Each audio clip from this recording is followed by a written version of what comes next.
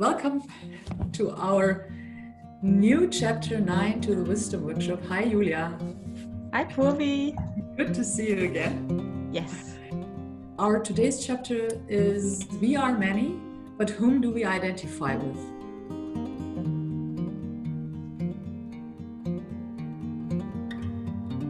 And I would like to start with a quote, which is a little bit longer. And the quote is from Virgil, Kalyana, Mittata. He says that the fall, a time when the illusion of the Maya fades away, a freedom from the identification with the illusory persona. For as the trees let go of their leaves to embrace the new season each year, there is no need to fight the shadows that form the illusion or the masks that form our egoic personas, but rather enjoy the illusion for what it is and find the freedom to accept and play a role outside of identification. And this is something which I thought of even when we have our conversations, Julia, that we do identify ourselves with that what we have achieved, what we have gathered or bought, the materialistic things. We identify ourselves through roles, as a mother, as a friend, as a wife, as a husband, as a brother, as a sister. We have actually lost the deeper connection to love, knowledge, and order. By losing this, we lost connection to our infinite resources. That's what I think or believe, or maybe which is open to discussion. And if you allow, I would also like to elaborate that a little bit. I think that we shall not forget there is and there are infinite resources. So resources bring us back to connection. And per definition, an infinite resource doesn't become less because we use it. And if we take, for example, a bottle of water on the travel in the train and drink half of it, I do have less water, obviously. I would call it a wonder if I realize that the water bottle doesn't become empty. You can say making use of our resources, which I talked in the beginning of, and them not becoming less can be called a wonder. And these wonders take place every day. For example, politeness. Where does politeness become less? Because someone is polite. Where does realization reduce because we realize? And where would responsibility reduce while acting responsibly? And so on. We are surrounded by these resources and we all live because there is the network of infinite resources. And these resources are reality. As real as our breath, and it is so directly related to us because none of us would exist without our parents, none of us would exist without oxygen, but also no one of us would exist if we had never experienced affection and appreciation. A child would never survive without love and affection. And no one of us would survive if we didn't have the chance to gather experience and come into action if we were disconnected to any kind of practical experience.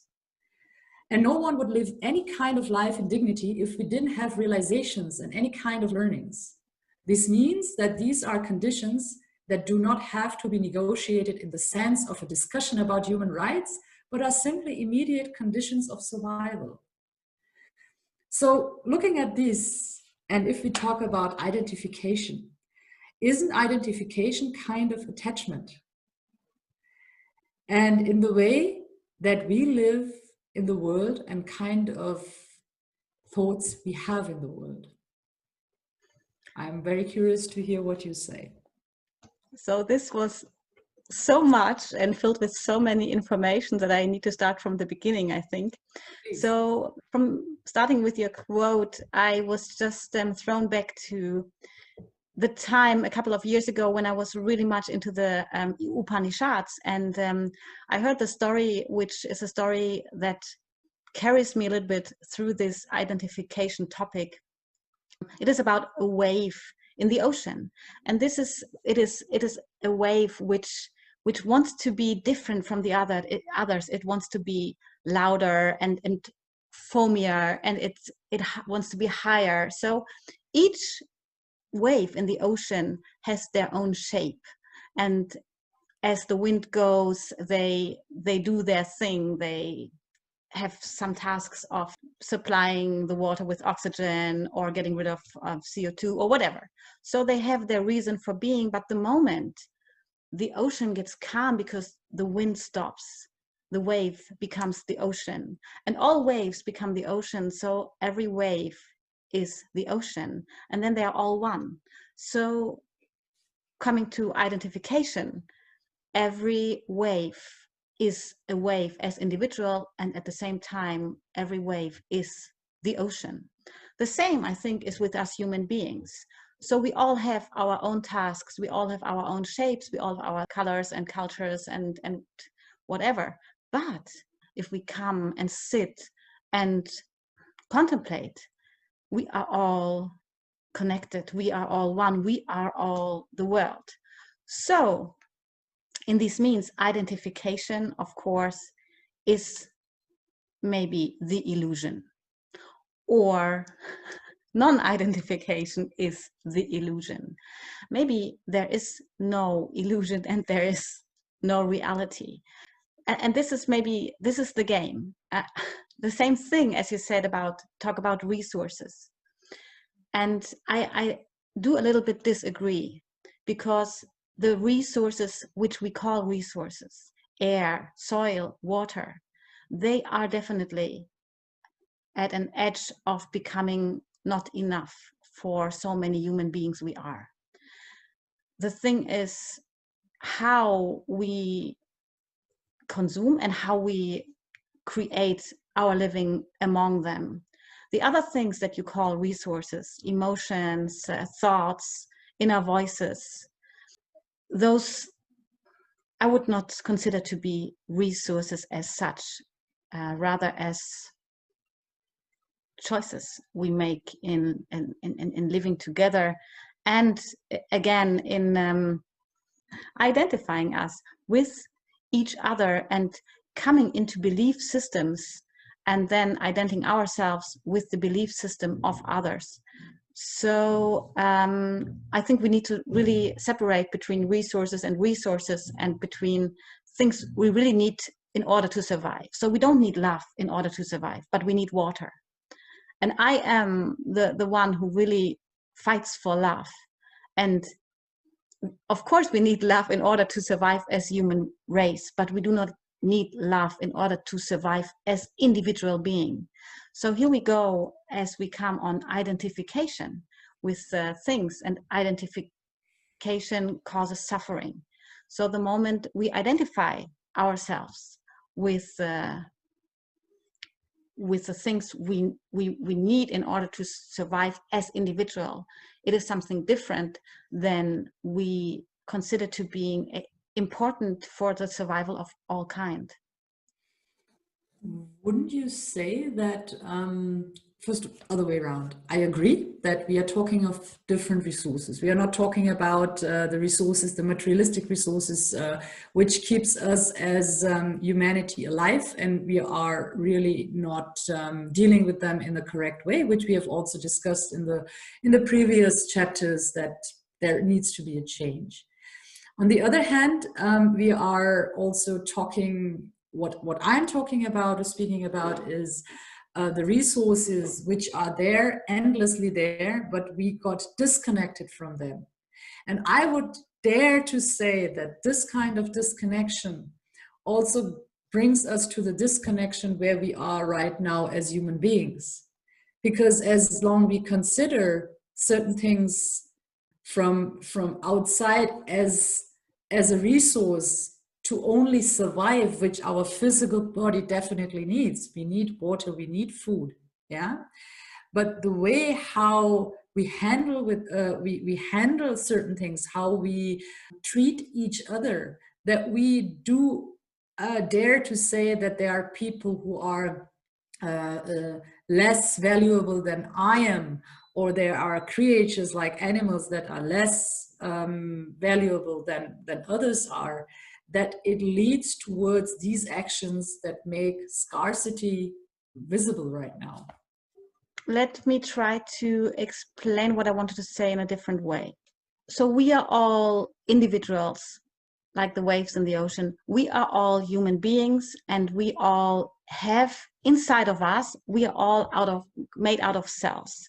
So talking about identity, there are some cells that identify themselves with the kidney, they are the kidney cells. There are some cells that identify themselves with the bladder, they are the bladder cells, or the heart cells, or whatever, the brain cells. Mm-hmm. So this identification inside our body already takes place, and around these identifications, all those cells also connect with the bigger whole, which is me as human being. So if the heart cell doesn't work together and cooperate with the kidney cell or with the lung cell or with the brain cell, it wouldn't have any use. So yes, there is identification. There is also special need. One needs oxygen, one needs protein, the other needs this and that kind of mineral. But altogether, they know what the others need, they support the others and serve the others in their needs, and they create a together being, a together living in order to support me as Julia to survive in this world. So the same thing, if we consider to be parts of Mother Earth, the same thing happens with us. So we are all individuals and we identify with who we are. I'm Julia, I'm a therapist, I'm your friend, I am mother, and I identify with all these roles, but not in order to differentiate myself from the others, rather in order to connect myself to the others. So I have my roles in life in order to create a life for all stakeholders around me to survive in good means. So here we also talk about water. I also talk about love, loving kindness, which I would love to let thrive through me. I would also love to let resources like water and air become more healthy through me using them in a good way.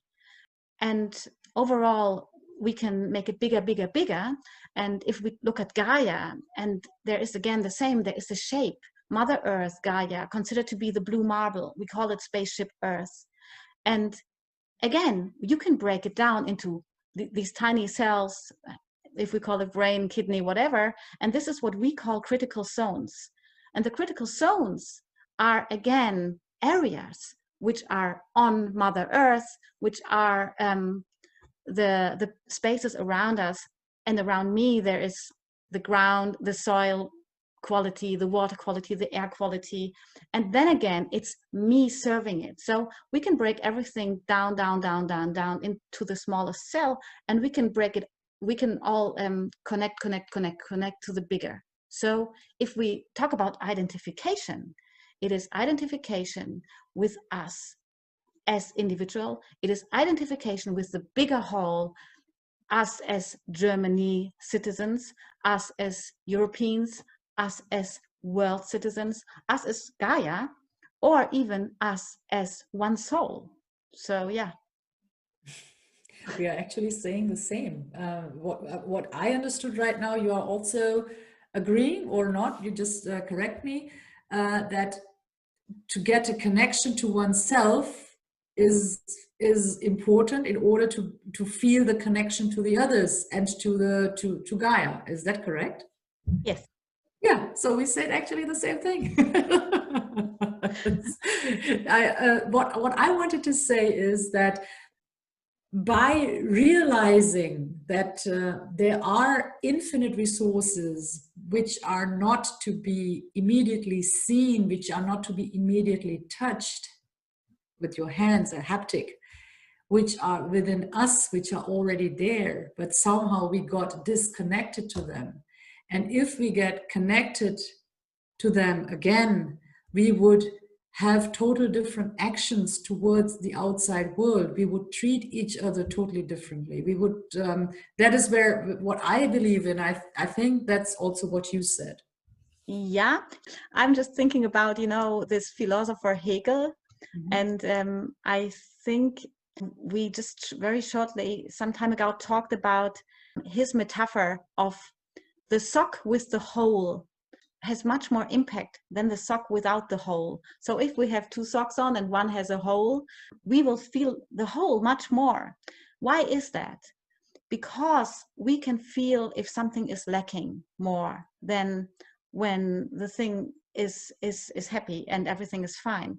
So the moment we are hungry, the moment we are lacking on something, we identify more with the lack and more with this, what we not have, what we want to have, then we identify with everything else, which is perfect, which is beautiful, which is good to have. And then again, if it is not our sock which has the soul, we don't care at all. So if it's like the third world who has the hunger, we can see it, but we don't live through it. It's not our lack.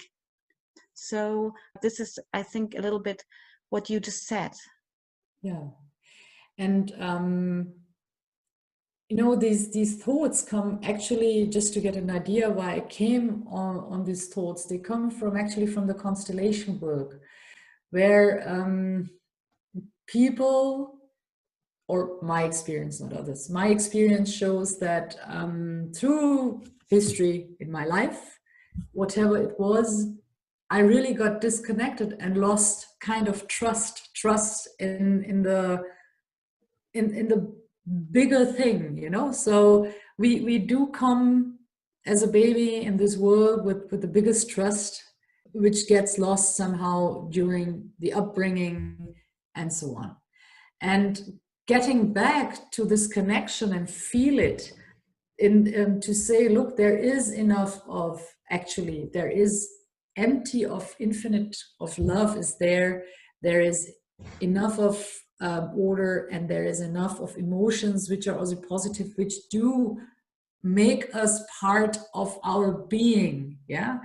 And there is actually no need to fight or to struggle for anything. And this is a process which we might go through or not, whatever reason we go through them. And this infinite kind of emotions and which are there that support us are within us, and that is defined as a resource which is within us. And I have learned from my history that it's actually just, in inverted commas, something which you have to detect again. It is not lost, since it's always there. But through disconnection, I didn't see it. And coming back more and more to these connections to myself. So why did Mother Earth create all these lessons, all these sufferings we go through? Especially because this makes us find our treasures, that makes us find our resources. And now I'm also again reminded on a story I used to tell, which is about a drop of water. Also, it comes from the ancient Vedic storytelling.